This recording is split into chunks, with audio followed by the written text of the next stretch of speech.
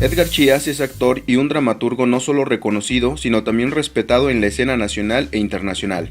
Según la crítica, pertenece a la sexta generación de escritores para teatro que tiene como punto fundacional al reconocido maestro Rodolfo Usigli. Yo creo que estamos en el momento que se podría considerar la edad de plata de la dramaturgia mexicana. De aquí pueden pasar cosas muy buenas, como avanzar hacia una edad dorada en la cual no solo haya muchos escritores, sino que haya grandes escritores con una técnica y una visión muy depuradas. Yo celebro la suerte de formar parte de este momento porque no nada más genera revuelo a nivel nacional, sino que incluso fuera de las fronteras se toma en cuenta este momento particular de la dramaturgia mexicana.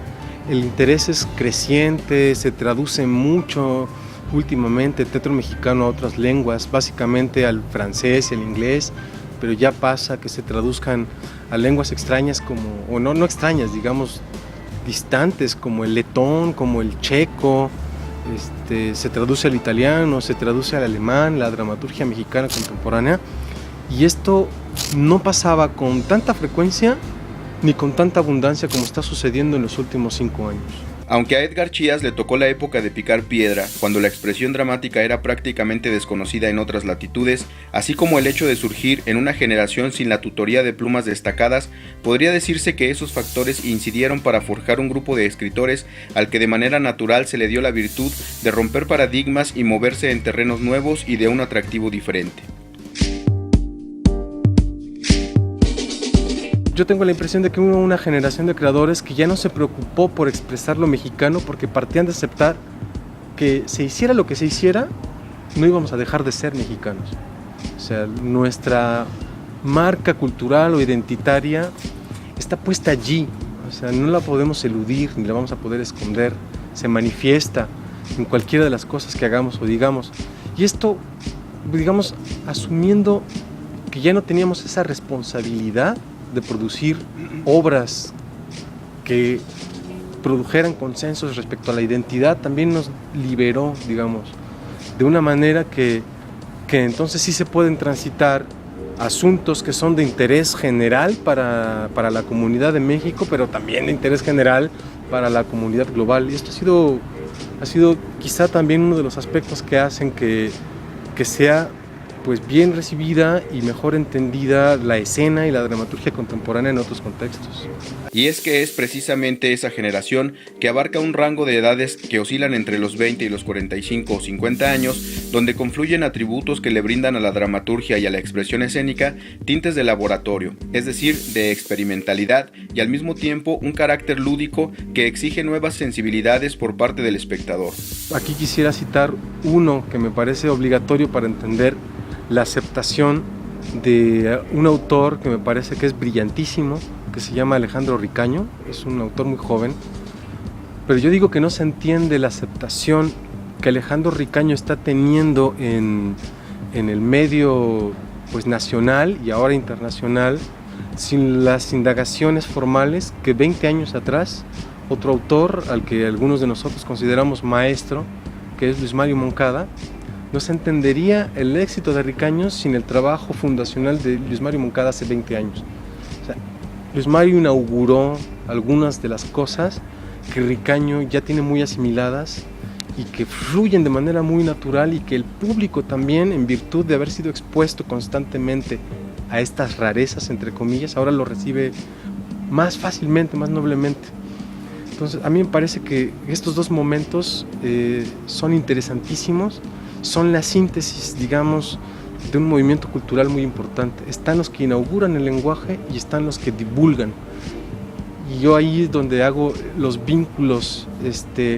Yo diría que un iniciador de la ritualidad era Luis Mario, ¿no? Y un gran oficiador es Ricaño porque lo divulga. O sea, el uno inaugura el rito y el otro lo divulga, y aquí se cumple, digamos, de manera muy cabal el sentido del laboratorio y del juego.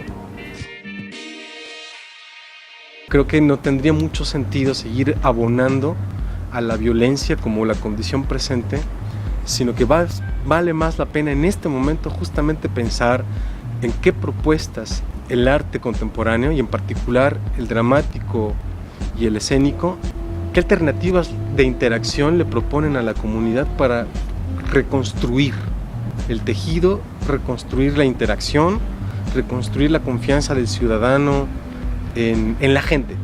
Quizá nos va a costar un poco más trabajo reconstruir la confianza en la institución, porque la institución es una cosa que tiene que refundarse otra vez, tiene que repensarse y refundarse, pero producir espacios en los que los ciudadanos sean los dueños y puedan transformar las condiciones materiales de la realidad es una cosa que vale la pena pensar. Ahora es algo que me interesa, que estoy dándole la vuelta a cómo voy a hacer para que una obra proponga un modelo de convivio funcional y no ya un retrato de la destrucción. Creo que para mí es necesario desplazar. Era necesario hablar de la violencia, ahora es necesario hablar de otra cosa, que más bien pues la supera, ¿no? La deja de lado. Yo por lo menos tengo la primera obra ya que se va a estrenar el año que viene, que parte de esta inquietud. Esta obra la estaba pensando justamente qué voy a hacer para hablar de otra cosa, desde otro lugar, y me costó trabajo, me costó digamos un par de años estar dándole la vuelta, cómo hacerlo. Finalmente este año se me ocurrió cómo. La obra se llama La Semilla y se va a llevar a cabo en uno de los teatros de la Ciudad de México, en el Centro Cultural del Bosque. Para mí va a ser la primera de una serie de 3 obras que son un proyecto de indagación sobre relatos que inciten la reconstrucción del tejido. Finalmente, Edgar Chías mencionó que por sus objetivos, la apertura del Centro de Investigación Escénica del Instituto Potosino de Bellas Artes augura un acontecimiento a nivel nacional que necesariamente tendrá que ser tomado como punto de obligada referencia. Pues yo quisiera agregar que estoy muy sorprendido y agradecido de la movida que está teniendo en San Luis Potosí la escena contemporánea, y que en San Luis Potosí aparezca el primer espacio de investigación de las artes escénicas como tal, de investigación de las artes escénicas. Me parece que es un gesto inaugural importantísimo, porque sí que hay centros de investigación teatral en México, pero estos son documentales, se dedican a recabar, a producir la memoria, pero no son precisamente espacios en los cuales los creadores se den la oportunidad de hacerse preguntas sobre los procedimientos y los materiales. Y que San Luis Potosí lo tenga, me parece que es importante, y me parece que es un modelo que luego las otras ciudades van a replicar necesariamente. Entonces yo felicito a la ciudad de San Luis por esta iniciativa que va a ser parteaguas de la escena mexicana contemporánea.